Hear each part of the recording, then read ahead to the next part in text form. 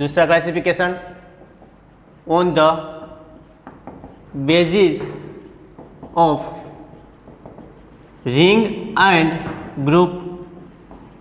अब हम क्लासिफिकेशन करेंगे ग्रुप और रिंग पर।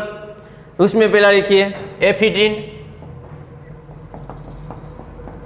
एफिड्रिन के पहले स्ट्रक्चर देखते हैं हम। तो देखिए एफिड्रिन का स्ट्रक्चर, फिनाइलिन, यहाँ पे एन लिखना है, यहाँ पे डैश में OH और यहाँ पे NHME। तो आप देख सकते हैं इसमें कौन से फंक्शनल ग्रुप है। एक तो अल्कोहल और दूसरा है अमाइन।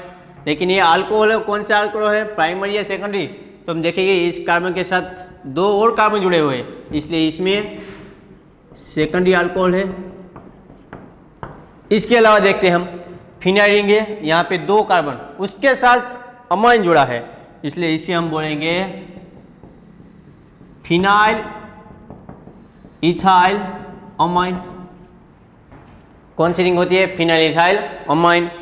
आगे नेक्स्ट देते हैं हाइग्रीन। देखिए पहले हाइग्रीन का स्ट्रक्चर कैसा होता है। पायरोलिडिन रिंग कंटेनिंग, उसमें भी यहाँ पे N लिखना है, लेकिन यहाँ पे इस बार कार्बोनाइल लिख देना है। तो ये स्ट्रक्चर हो गया हाइग्रीन का। कौन सी रिंग है? पायरोलिडिन रिंग। और यहाँ पे कौन सा फंक्शनल ग्रुप है? कीटोन। हाइग्रीन में पायरोलिडिन रिंग होती है और कीटोन फंक्शनल ग्रुप होता है। तीसरा यहाँ पे लिखता हूँ मॉर्फिन। मॉर्फिन एंड मॉर्फोलिन दोनों डिफरेंट है। अभी यहाँ पे मैं मॉर्फिन का स्ट्रक्चर लिखने जा रहा हूँ। इसमें होती है फिनाइल रिंग। देखिए पहला इतना आ गया, बाद में यहाँ पे ऑक्सीजन, यानी कि 5 नंबर रिंग बनानी है। यहाँ पे एक बेंजीन रिंग, यहाँ पे एक OH लगा देना है, यहाँ पर एक डैश में OH, ऑक्सीजन एक कार्बन मुक्त के यहाँ पे OH, इस तरफ भी OH लिखना है, यहाँ पे एक डबल बॉन्ड। इतना आ गया समझ में? आगे देखते हैं।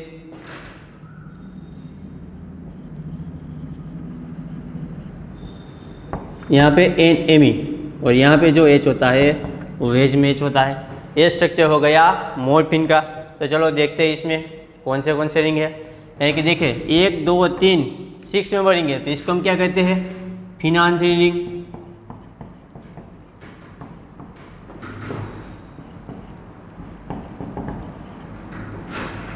इसके अलावा देखें हम तो देख सकते हैं ये जो अल्कोहल है वो कौन सा अल्कोहल है? सेकेंडरी अल्कोहल, क्योंकि इसके साथ अन्य 2 कार्बन जुड़े हुए हैं। सेकेंडरी अल्कोहल भी इसमें प्रेजेंट है। इसके अलावा देखें तो ये कौन सी रिंग है? बेंजीन रिंग और यहाँ पे OH, तो इसके कहते हैं हम फिनाइल रिंग। फिनाइल भी प्रेजेंट है।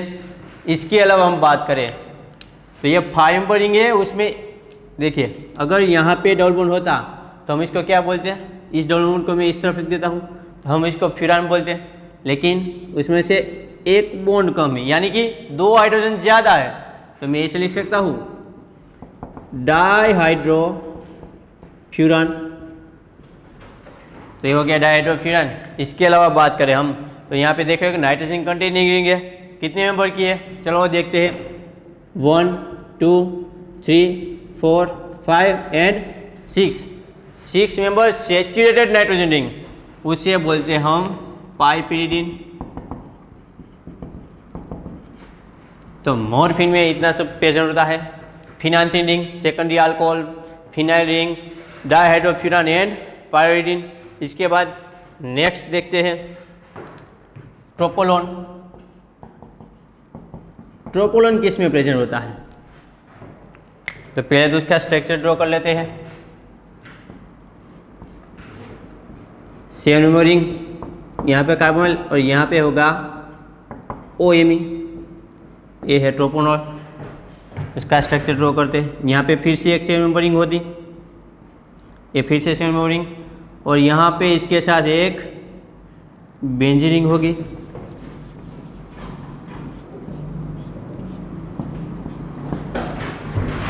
यहाँ पे अमाइड ग्रुप होगा NHCOCA3, एक OMe यहाँ पे होगा, एक OMe यहाँ पे होगा और एक OMe यहाँ पे होगा। तो ये स्ट्रक्चर हो गया ट्रोपोलोन। ट्रोपोलोन कंटेनिंग अल्कलॉइड्स, इसका नाम है कोल्चिसिन।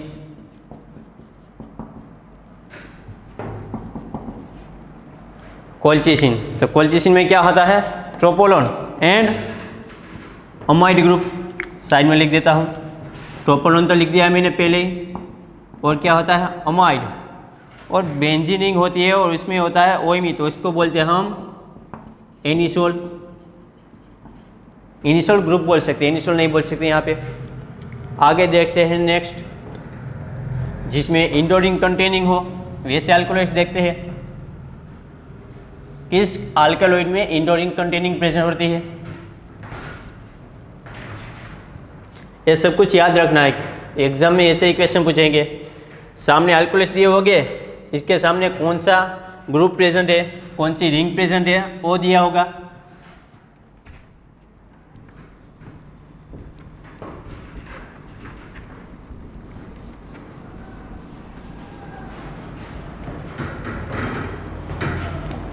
लिखिए आगे 5th number,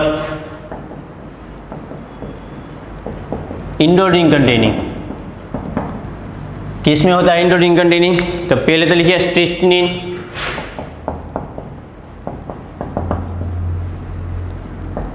strychnine.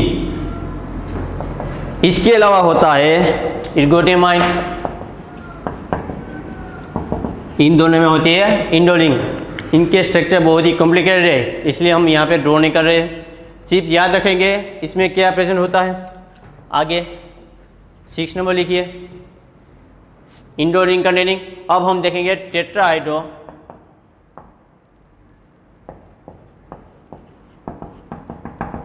ऑक्सीपाइन। Tetrahydro ऑक्सीपाइन ring containing and indole, दोनों ही रिंग किस में प्रेजेंट होती है? तो यहाँ पे लिख ही दिया है स्ट्रिचनिन। स्ट्रिचनिन में टेट्राहाइड्रो ऑक्सीपाइन भी होता है और इंडो रिंग भी होती है।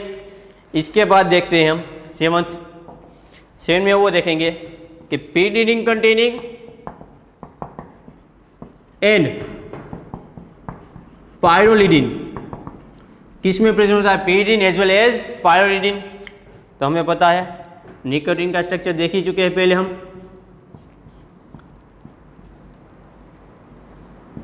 उसमें पीडिन एज वेल एज पायरोलिडिन दोनों प्रेजेंट होते हैं। तो ये रही हमारी पीडी रिंग और ये रही हमारी पायरोलिडिन रिंग। ये स्ट्रक्चर है निकोटीन का। इसके बाद देखते हैं हम 8वां, quinoline ring containing. Quinoline ring किस में होती है? पहले हम देख चुके हैं, फिर से देखते हैं।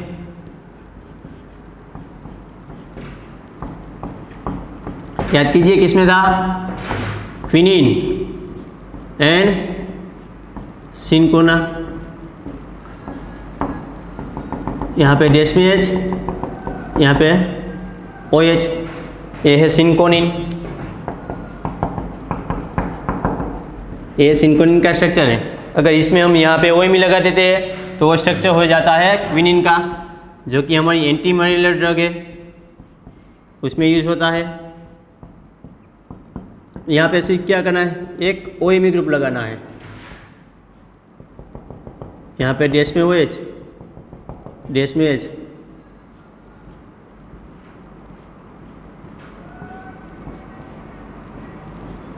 ये स्ट्रक्चर हो गया क्विनिन का। इसके बाद देखते हैं हम आइसोक्विनोलिन कंटेनिंग अल्कलॉइड। आइसोक्विनोलिन हमने देखा ये पेपावरिन।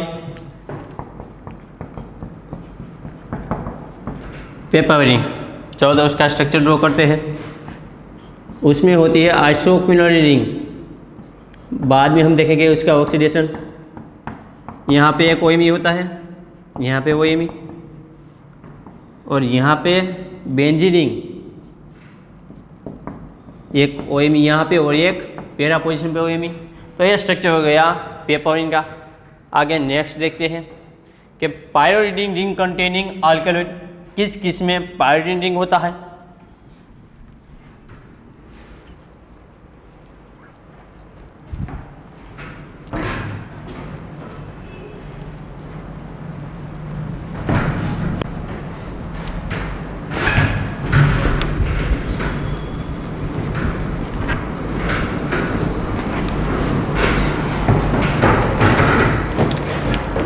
कौन सा नंबर है? 10वां।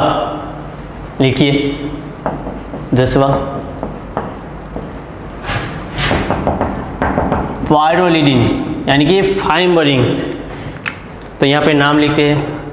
हम देख चुके हाइग्रीन का स्ट्रक्चर। इसके बाद इससे पहले हमने देखा था एट्रोपाइन, और इसके नेक्स्ट वाला स्ट्रक्चर देखा था हमने कोकेन का।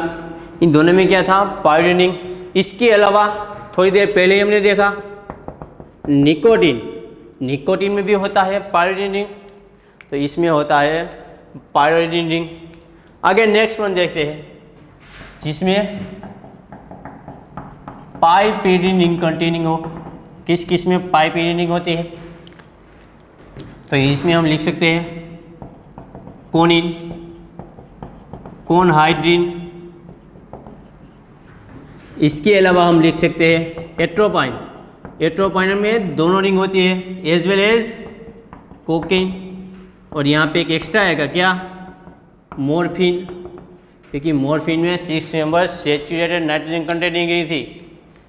तो याद रखिएगा पाइपीडिन किस में होता है? कोनिन, कोनाइडिन, एट्रोपाइन, कोकेन, मॉर्फिन।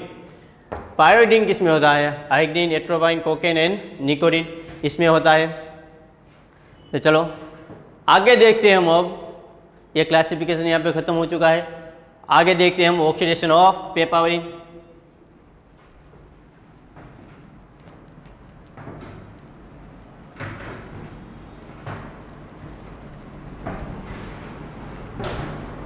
लगे heading oxidation of papaverine. Oxidation of papaverine, अगर उसका ऑक्सीडेशन करते हैं तो कितनी प्रोडक्ट मिलती है? बाद में हम देखेंगे उसके बेसिस पे कुछ क्वेश्चन। आइसोक्विनोलिन एक पैरा पोजिशन पर वेमी और इसकी ऑर्थो पोजिशन पर वेमी, और यहाँ पे एक ओएमी यहाँ पे और एक ओएमी यहाँ पे। देखते हैं KMnO4 बेसिक मीडिया में करवाते हैं तो इसकी प्रोडक्ट मिलती है।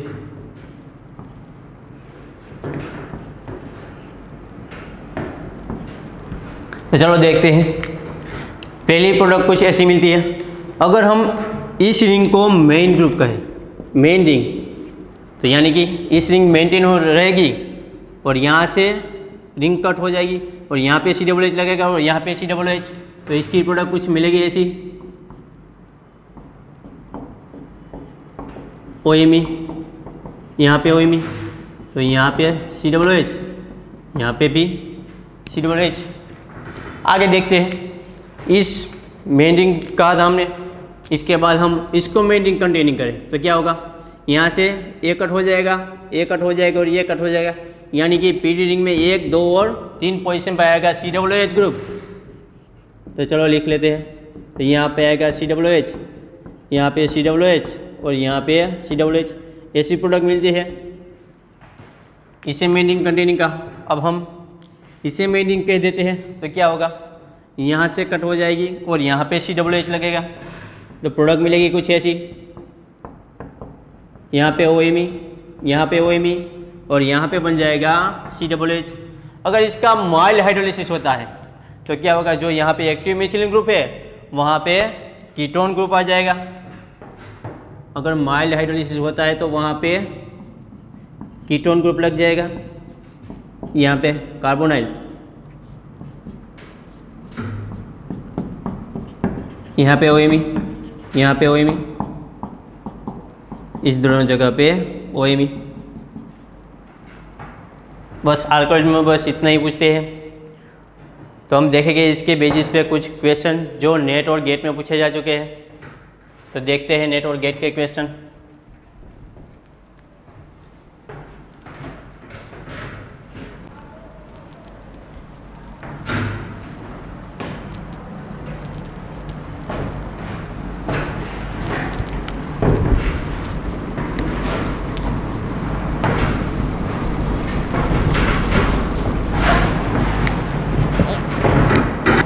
चलो देखते हैं क्वेश्चन। लिखिए क्वेश्चन।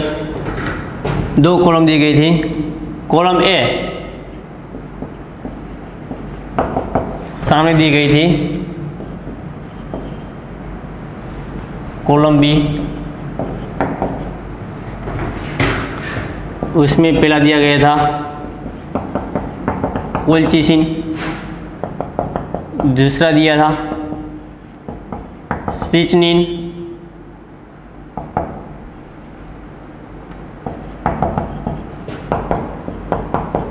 तीसरा दिया गया था क्विनिन,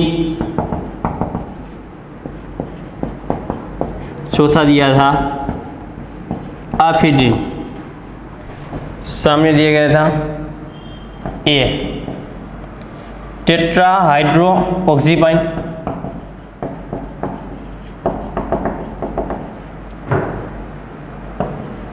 बी दिया गया था फिनांथ्रिन, सी दिया था ट्रोपोलोन, डी दिया था फिनाइल इथाइल अमाइन, ई दिया था क्विनोलिन एंड एफ दिया गया था बेंजोफ्यूरान। नीचे ऑप्शन दिए थे कुछ ऐसे, ए पहले में सी, दूसरे में ए, तीसरे में ई, चौथे में डी था। बी ऑप्शन पहले में एफ, दूसरे में ए, तीसरे में बी और जो चौथा दिया था उसमें दिया था ई। सी ऑप्शन पहले में ए, दूसरे में दिया था डी, तीसरे में दिया था एफ, चौथे में दिया था डी और लास्ट वन आंसर पहले में दिया था सी, दूसरे में ए, तीसरे में दिया था ई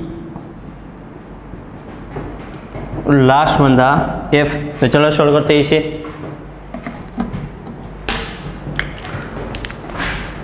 कोलचिसिन, इसमें क्या होता है ट्रोपोलोन, थोड़ी देर पहले हमने देखा, यानी कि पहले में आता है सी। तो देखिए ऐसे 2 आंसर, यानी कि ये दोनों तो गलत है, तो हमें देखना है ए और डी में से कौन सा सही।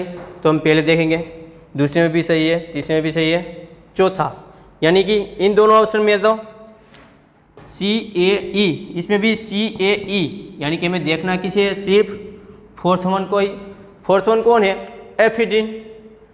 एफिड्रिन यानी कि इसमें दिया है डी और इसमें दिया है एफ, एफ यानी कि बेंजोफ्यूरान। हमें पता है एफिड्रिन का स्ट्रक्चर कैसा होता है।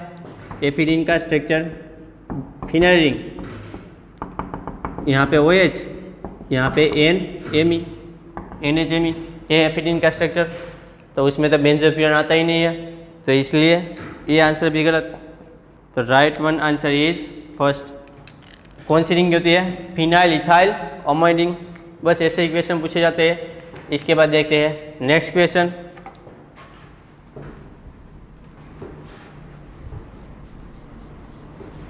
अल्कोलॉइड्स में बहुत कम क्वेश्चन आते हैं, कभी कभी आते हैं, इसलिए इतना इम्पोर्टेंट नहीं है।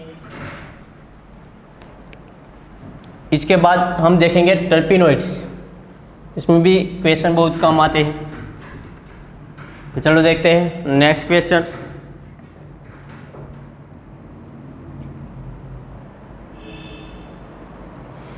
नेक्स्ट क्वेश्चन था ऑक्सीडेशन ऑफ पेपावेरिन। पेपावेरिन का ऑक्सीडेशन पूछा था। यहाँ पे नाइट्रोजन स्ट्रक्चर दिया था, यहाँ पे OMe, यहाँ पे OMe, यहाँ पे OMe और यहाँ पे OMe। पहले उसका ऑक्सीडेशन करवाया KMnO4 KOH के साथ, उसकी रिएक्शन करवाई बेसिक के साथ, यानी कि हमारा सॉल्ट बनेगा एसिड का। तो नीचे कुछ ऑप्शन ऐसे दिए गए थे। पहला ऑप्शन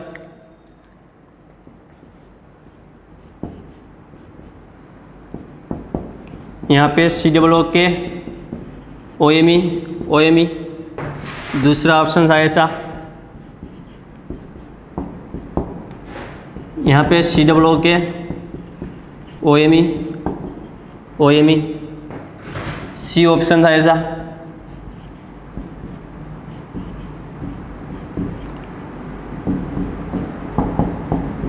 यहाँ पे OMe, यहाँ पे OMe and D option last one था कुछ ऐसा, यहाँ पे COOK। ओके, तो ये है इसके ऑप्शन। तुमने थोड़ी देर पहले ही देखा। देखिए एक इसका ऑक्सीडेशन होगा तो कि ए वाली रिंग का, यहाँ पे 2 Me है, ये रहे 2 Me, लेकिन यहाँ पे इसकी पैरा पोजिशन पे COOH होना चाहिए।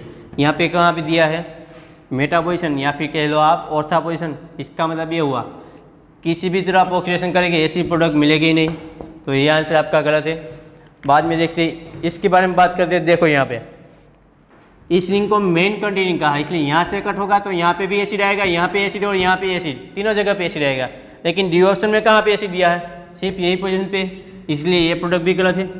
इसके बाद इसकी बात करते हैं, तो मेन रिंग इसको कंसिडर की है, यानी कि ऐसा होगा यहाँ से कट होगा तो यहाँ पे COOH आना चाहिए, लेकिन यहाँ पे COOH है ही नहीं, इसलिए ये भी आंसर गलत है।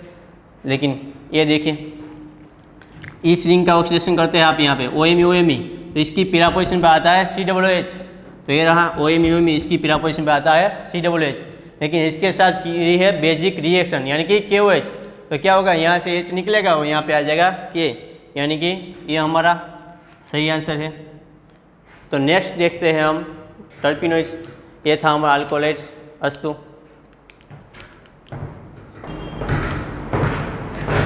हाय फ्रेंड्स, तो आज हम देखने वाले हैं टर्पिनोइड्स के बारे में।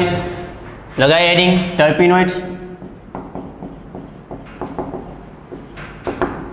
देखिए terpene and terpenoids two different word है।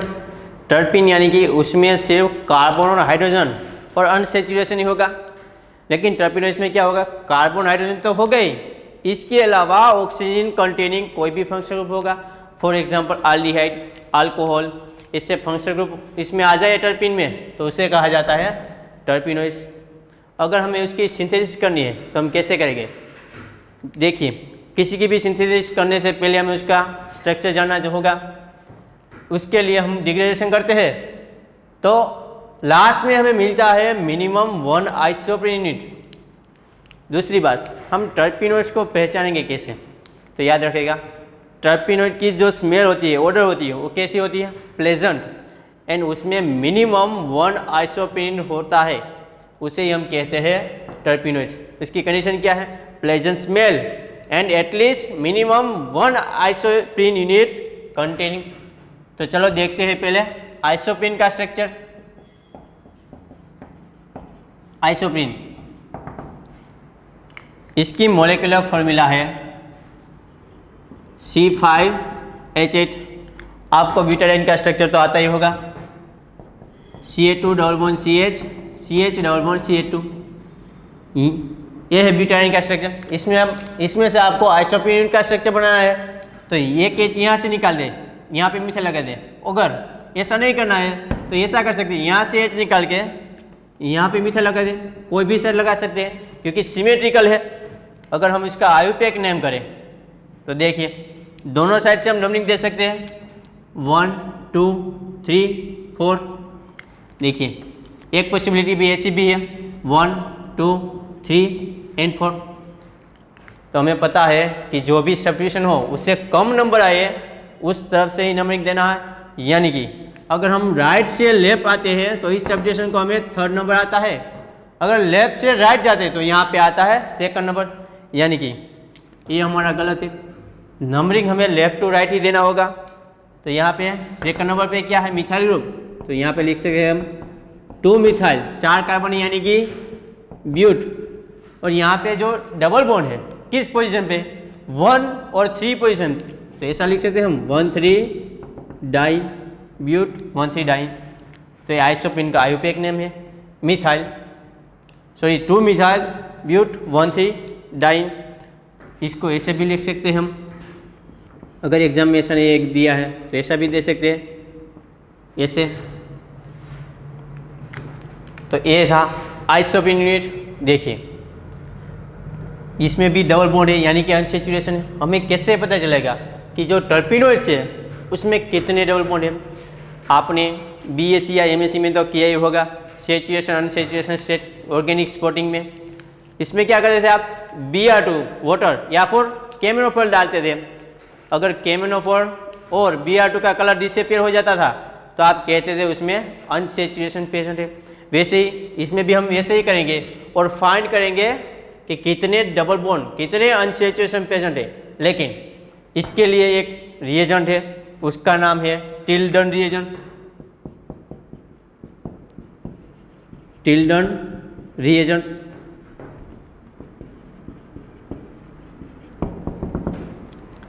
उसकी मॉलिक्यूलर फॉर्मूला है NaCl नाइट्रोसाइल क्लोराइड। एक नेम रिएक्शन में भी यूज होता है।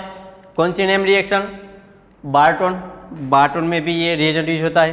लेकिन यहाँ पे ये रिएजेंट होता है जो टर्पिनोइड्स में अनसैचुरेशन होता है, इसके फाइंड करने के लिए। ये भी Br2 वाटर की तरह एडिशन रिएक्शन ही देता है। इसमें हम डालते हैं NaCl, तो क्या होगा, एक बॉन्ड ब्रेक हो जाएगा, एक बॉन्ड ब्रेक हो जाएगा, एक तरफ NO लगेगा और एक तरफ Cl लगेगा, NaCl। तो ये एडिशन रिएक्शन देता है। इससे हमें पता चलता है कि इसमें अनसैचुरेशन कितने हैं। तो इसका मतलब ये हुआ number of NaCl consume is equal to number of pi bond. जितने मोल NaCl के यूज होते हैं इतने ही इसमें पाई बॉन्ड हो गए। सपोज यहाँ पे 1 मोल यूज हुआ तो इसमें 1 पाई बॉन्ड होगा, 2 मोल हुआ तो 2 पाई बॉन्ड हो गए, 3 तो 3 पाई बॉन्ड हो गए। ऐसे हम फाइंड कर सकते हैं इसमें सैचुरेशन अनसैचुरेशन के बारे में। एक बात और है कि इसकी सिंथेसिस, याद रखना टर्पिनोइड की सिंथेसिस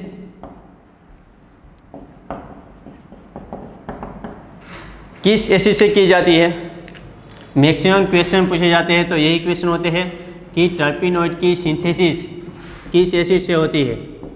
तो याद रखिएगा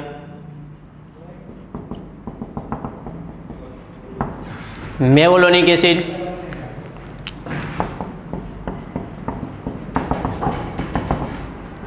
हर टर्पिनोइड की सिंथेसिस मेवलोनिक एसिड से होती है। तो चलो आगे देखते हैं उसका क्लासिफिकेशन। उसका क्लासिफिकेशन होता है आइसोप्रीन यूनिट के बेस पे। तो चलो देखते हैं उसका क्लासिफिकेशन।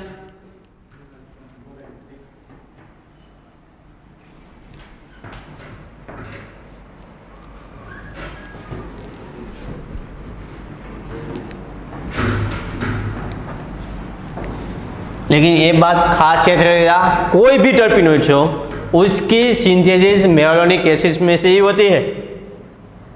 अगर मेवलोनिक एसिड ऐसे नहीं दिया होगा तो आपको इलेक्ट्रॉन फॉर्म में भी दे सकते हैं। मैं इलेक्ट्रॉन फॉर्म भी आपको ड्रॉ कर देता हूँ। यहाँ पे कार्बन है,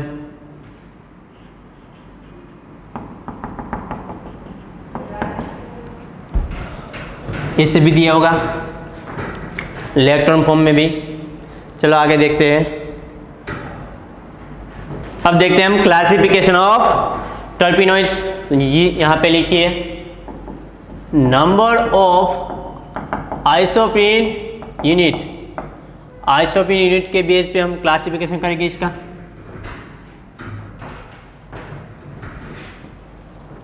यहाँ पे लिखिए नंबर ऑफ कार्बन एटम। बाद में पता चलेगा हम क्यों कार्बन एटम लिखते हैं। हमें पता है एक आइसोप्रीन यूनिट में 5 कार्बन होते हैं। इसके बाद देखेंगे हम यहाँ पे मॉलिक्यूलर फॉर्मूला। इसके बाद देखेंगे हम टाइप्स, और लास्ट में हम देखेंगे यहाँ पे एग्जाम्पल टर्पिनोइड्स के। आइसोप्रीन यूनिट का मोलिकुलर फॉर्मूला आपको पता ही है, C5H8। तो याद रखिएगा। चलो स्टार्ट करते हैं। अगर एक आइसोप्रीन यूनिट है तो इसमें कार्बन कितने हो गए? 5। तो इसकी मोलिकुलर फॉर्मूला होगी C5H8। तो इसे हम कहते हैं हेमीटर्पिन। क्या कहते हैं? हेमीटर्पिन। और इसका एग्जाम्पल है आइसोप्रीन। उसका एग्जाम्पल है आइसोप्रीन। चलो सेकंड वन देखते हैं। अगर 2 आइसोप्रीन यूनिट है यानी कि एक में 5, तो 2 आइसोप्रीन यूनिट यानी कि टोटल 10 कार्बन हो गए। तो इसकी मोलिकुलर फॉर्मूला होगी C10H16। इसे डबल कर देंगे हम। इसे कहते हैं हम मोनोटर्पिन। याद रखेगा। इसका एग्जाम्पल है माइरिसिन एंड लिमोनिन। ये दोनों एग्जाम्पल है मोनोटर्पिन्स का। इसके बाद देखते हैं हम तीसरा, यानी कि 3 आइसोप्रीन यूनिट यानी कि नंबर ऑफ कार्बन 15। तो C15H24 ये इसकी मोलिकुलर फॉर्मूला होगी। जो यहाँ पे टाइप है उसको कहते हैं हम सेस्क्विटर्पिन। क्या कहते हैं? सेस्क्विटर्पिन। याद रखिएगा। इसका एग्जाम्पल है, अलग पेन से लिखता हूँ, जिंजीबेरिन। इसके बाद आता है कैरिडीन और फर्नेसोल। ये तीनों एग्जाम्पल है सेस्क्विटर्पिन की। इसके बाद देखते हैं अगर 4 आइसोप्रीन यूनिट है, क्या है? 4 आइसोप्रीन यूनिट यानी कि 20 कार्बन, तो मोलिकुलर फॉर्मूला होगी C20H32। तो ये हो गया हमारा डाइटर्पिन। याद रखिएगा। इसका एग्जाम्पल है एबियाटिक एसिड। इसके बाद देखते हैं हम अगर 5 आइसोप्रीन यूनिट यानी कि 25 कार्बन हो गए, C25H40। इसे हम कहते हैं सेस्टर। क्या कहते हैं? सेस्टर टर्पिन्स। SSQ और ये सेस्टर टर्पिन है। इसकी एग्जाम्पल की बात करें हम तो हम इसकी एग्जाम्पल है जर्मिनाइल फेरोसिन, जर्नाइल फर्नेसोल। इसकी बाद अगर 6 है यानी कि 30 कार्बन होगा तो इसकी मोलिकुलर होगी C3848। ये हो गया हमारा ट्राइटर्पिन। इसका एग्जाम्पल हम कहें तो इसका एग्जाम्पल है स्क्यूलाइन। याद रहेगा। स्क्यूलाइन में होता क्या है? जो स्क्यूलाइन है वो एसाइक्लिक पॉलीमर है। एसाइक्लिक पॉलीमर है। और इसका दूसरा एग्जाम्पल है बीटा एम्ब्रीन। याद रखेगा। जो बीटा एम्ब्रीन है वो cyclic and secondary alcohol containing terpenoid है। Cyclic and secondary alcohol containing. इसके बाद देखते हैं हम 8 नंबर। अगर 8 है आइसोप्रीन यूनिट, अगर 8 है तो यानी कि यहाँ पे कितने हो गए? 40। तो यानी कि इसकी मोलिकुलर फॉर्मूला होगी C40H64। इसे कहते हैं हम टेट्राटर्पिन। टेट्राटर्पिन। इसका एग्जाम्पल याद रखिएगा। इसका एग्जाम्पल है कैरोटीनोइड्स यानी कि गाजर, कैरोटीनोइड्स। इसके बाद ग्रेटर देन 8, इससे अप वाले साल है यानी कि उसमें ग्रेटर देन 14 इतने कार्बन हो गए। इसकी मोलिकुलर फॉर्मूला भी C14H64 से अप होगी और इसे हम कहते हैं पॉलीटर्पिन्स। अगर आइसोप्रीन यूनिट 8 से ज़्यादा है तो उन सभी को हम कहते हैं पॉलीटर्पिन्स। और उसका एग्जाम्पल है रबर। उसका एग्जाम्पल है रबर। तो देखिए सिर्फ हमें यही याद रखना है, इसके बेसिस पे ही नेट में क्वेश्चन आते हैं। कैसे पूछते हैं, कोई भी मॉलिक्यूल का स्ट्रक्चर दे देते हैं और पूछते हैं कौन से क्लास का वो टर्पेनोइड है। तो हम करेंगे क्या, सिंपल, उसमें जितने कार्बन होंगे वो हम पहले कैलकुलेट करेंगे, उसको डिवाइडेड करेंगे हम 5 से। क्यों 5 से, क्योंकि उसका डिग्रेडेशन करते हैं हम तो उसमें मिनिमम 1 आइसोप्रोपेन यूनिट मिलता है। उसमें क्या मिलता है, आइसोप्रोपेन यूनिट। तो ये देखिए यहाँ पे जो क्लासिफिकेशन किया है वो भी किसके बेसिस पे किया है, आइसोप्रोपेन यूनिट्स के। अगर हम उसको डिवाइडेड बाई 5 कर दें, देखिए फॉर एग्जांपल हम ए ले लेते हैं, एग्जांपल एक C20H32। देखिए यहाँ पे नंबर ऑफ कार्बन कितने हैं, 20, उसको डिवाइड बाय हम 5 कर दें, यानी कि आंसर क्या आएगा, 4। तो ये होगा हमारा डाइटर्पिन। ये किसका एग्जांपल हो गया, डाइटर्पिन का। बस ऐसे हम एग्जांपल फाइंड करेंगे, 4 यानी कि डाइटर्पिन। अगर समझ लो कोई एसिड दे दिया, ऐसा नाम दे दिया है, तो ये इसमें ऐसा पूछेगा इसकी सिंथेसिस किस में से होती है। तो याद रखिएगा कोई भी टर्पिन हो या टर्पिनोइड हो, उसकी सिंथेसिस होती है मेवोलोनिक एसिड में से। 2 टाइप के क्वेश्चन आते हैं, किस क्लास का टर्पिन है या टर्पिनोइड से। दूसरा क्वेश्चन ऐसा होता है कि कोई भी इसमें नाम दिया होगा आपको टर्पिनोइड्स का, तो उसमें से पूछेगा आपको कि इसकी सिंथेसिस किस में से होती है। नीचे 4 ऑप्शन दिए होंगे, याद रखिएगा इसकी सिंथेसिस होती है मेवोलोनिक एसिड से। अगर जो कोई भी हमें एग्जांपल दिया, इसमें हम क्या करेंगे, क्या total number of carbon calculate करेंगे, डिवाइड बाय 5 करेंगे। इसका मतलब ये उस पर से हमें मिल जाएगा आइसोप्रोपेन यूनिट। तो ऐसे हम क्वेश्चन सॉल्व करेंगे, लेकिन इससे पहले हम कुछ स्ट्रक्चर देख लेते हैं टर्पिनोइड्स के। तो चलो आगे देखते हैं स्ट्रक्चर टर्पिनोइड्स के। स्टार्ट करते हैं आइसोप्रोपेन यूनिट से। आइसोप्रोपेन, ये हमारा आइसोप्रोपेन। इसके बाद देखते हैं हम माइरेसिन। बॉडी एक्स लिख सकता हूँ, उसका स्ट्रक्चर होता है कुछ ऐसा। देखिए यहाँ पे डबल बॉन्ड, यहाँ पे डबल बॉन्ड और यहाँ पे डबल बॉन्ड। ये हो गया माइसिन का स्ट्रक्चर। इसमें से हम बनाएंगे लिमोनिन का स्ट्रक्चर। देखिए कैसे बनाएंगे, करना क्या है, इस पाई बॉन्ड को यहाँ पे लाना है, इस पाई बॉन्ड को यहाँ पे लाएगा तो यहाँ पे बन जाएगा बॉन्ड। इस पाई बॉन्ड को हम यहाँ पे डाउन में लिख देंगे, तो ये स्ट्रक्चर हो जाएगा लिमोनिन का।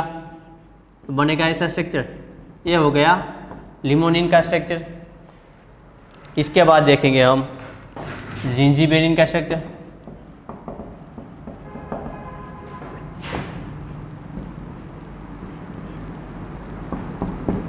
ये है हमारा जिंजीबेरिन का स्ट्रक्चर। देखिए इसमें से हम बनाएंगे कैडनिन का स्ट्रक्चर। किसका, कैडनिन। कैसे बनाएंगे, तो देखिए इस बॉन्ड को यहाँ पे लाएगा और इस बॉन्ड को यहाँ पे शिफ्ट कर देंगे, तो इसका स्ट्रक्चर। ये ट्रिक है याद रखने की, ये एटीज और यहाँ पे ये बन गया कैडनिन का स्ट्रक्चर। इसके बाद देखें हम एबिएटिक एसिड का स्ट्रक्चर। एबिएटिक एसिड, एसिड है यानी कि कोई फंक्शनल ग्रुप तो होगा ही COOH, इसलिए एसिड बोला गया होगा।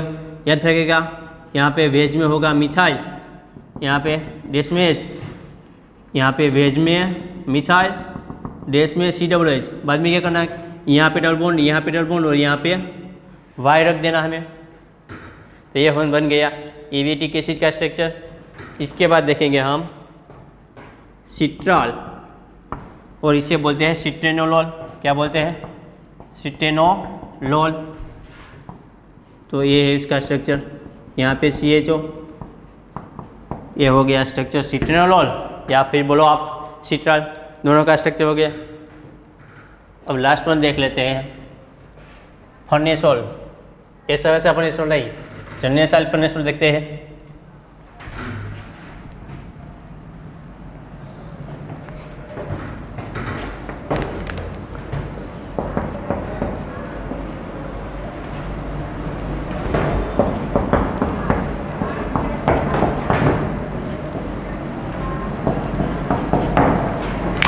उसके स्ट्रक्चर की बात करें तो हम 1 2 3 4 यहाँ पे एक एम लिखना है, यहाँ पे डबल बॉन्ड, दूसरा एम, तीसरा एम, चौथा एम, और यहाँ पे 5वां और लास्ट में लिख देना है COOH। तो ये स्ट्रक्चर हो गया टर्मिनल फेनोल्फेनोल का। तो ये कुछ स्ट्रक्चर थे टर्पिनोइड्स के बारे में। अब हम आगे देखते हैं उसके बेसिस पे कुछ क्वेश्चन। तो हमें सिर्फ याद उतना ही रखना है, क्या? क्लासिफिकेशन ऑफ टर्पिनोइड्स, सिर्फ वही याद रखना है। और दूसरी बात, किस में से बनते हैं सारे टर्पिनोइड्स, यही क्वेश्चन पूछे गए हैं नेट में। तो चलो देखते हैं वो क्वेश्चन।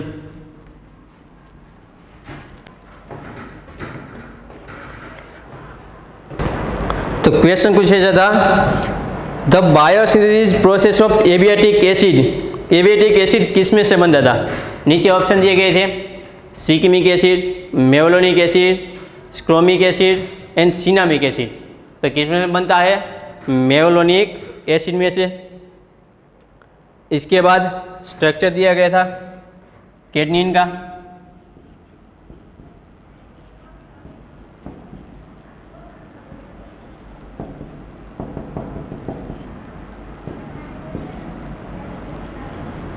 कैडनिन का स्ट्रक्चर दिया था और पूछा था इसकी सिंथेसिस कैसे होती है। फिर से चारों के चारों ऑप्शन दिए गए थे, आंसर हमें सिर्फ इतना ही लिखना था कि मेवलोनिक एसिड में से बनता है कैडनिन। इसके बाद देखते हैं क्वेश्चन। इसके बाद स्ट्रक्चर दिया गया था कुछ ऐसा, स्ट्रक्चर ड्रॉ करता हूँ, और इसमें पूछा था कि इसमें आइसोप्रोपेनॉल यूनिट कितने हैं।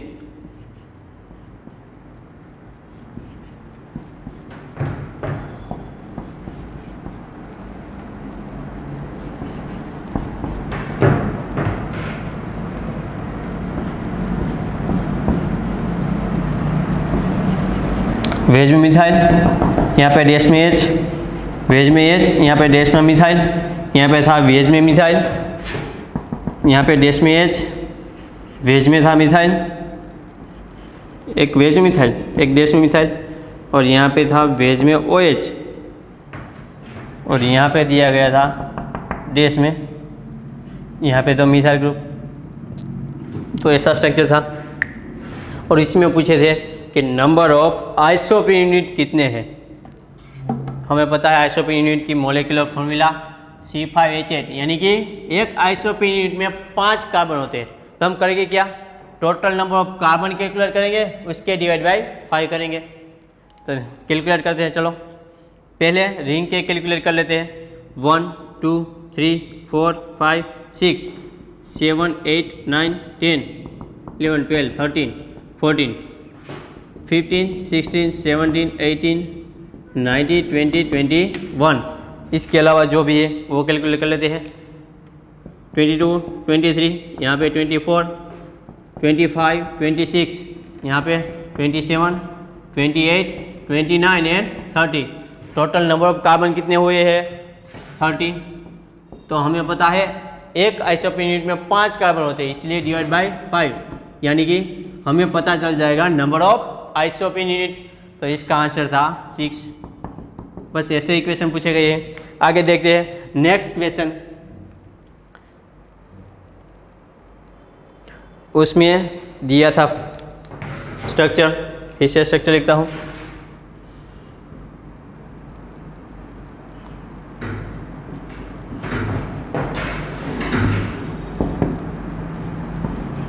स्ट्रक्चर दिया था ऐसा, और पूछा था number of isopropene unit and type of टर्पिन। तो चलो देखते हैं। पहले तो हम कैलकुलेट कर लेते हैं नंबर ऑफ कार्बन एटम कितने हैं इसमें। 1 2 3 4 5 6 7 8 9 10 11 12 13 14 और 15। इसका मतलब यह हुआ total number of carbon 15 divide by 5। इसका मतलब ये हुआ इसमें 3 आइसोप्रोपेन यूनिट हो गए। अगर 3 आइसोप्रोपेन यूनिट है तो किस टाइप का हुआ? सेस्क्यू टर्पिन। सेस्क्यू टर्पिन। तो ये इसका आंसर था। नंबर ऑफ आइसोप्रोपेन यूनिट पूछे थे और किस टाइप का था वो भी पूछा था। तो ऐसे इक्वेशन आते हैं। तो ये था हमारा टर्पेनोइड्स। आगे हम बात करेंगे कार्बोहाइड्रेट्स के बारे में। अस्तु।